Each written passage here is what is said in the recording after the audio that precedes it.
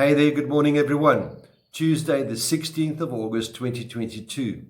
This morning's devotional is a reading from Romans chapter 4 verse 18, which reads, "Against all hope, Abraham in hope believed, and so became the father of many nations, just as it had been said to him."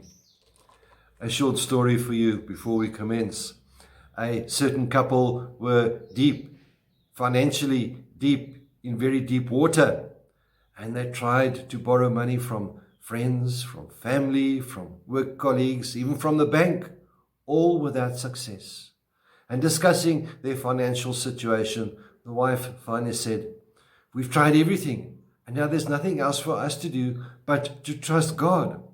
The husband lifted his hands in horror and exclaimed in horror, "Oh no, has it come down to this?" While this is a story, and we wish it were only a story, the sad reality is that it is a reality in many of our lives today. Have you ever asked yourself the question, why is it so difficult for me to learn the simple lesson of dependence on God? Few ever understand the simple lesson of depending upon God as Abraham did. God called Abraham, and Abraham left his home where he was familiar, his family and his friends, and he upped and he went on a journey of many thousands of kilometers through barren lands, and he arrived there. Abraham wasn't a perfect man. He bent the truth when Abimelech wanted Sarah as his wife. He got tired of waiting for God for a son and took matters into his own hands. Yet, when it came to believing that what God had promised him, he was able to perform. Abraham's faith is a model for us to follow. Abraham's faith did not exempt him from trouble. His nephew was kidnapped and held for ransom. His employees went on strike. His herds faced famine, and the very life of his son was in jeopardy. We can learn some important lessons from this. The testing of Abraham. God wanted to know if Abraham was willing to give his son as an offering. In Isaiah 43 verse 2, we find, "When you pass through waters, I will be with you. And when you pass through the rivers, they will not sweep over you." Faith is the determination to keep on walking with God no matter what happens. And that faith results in commitment.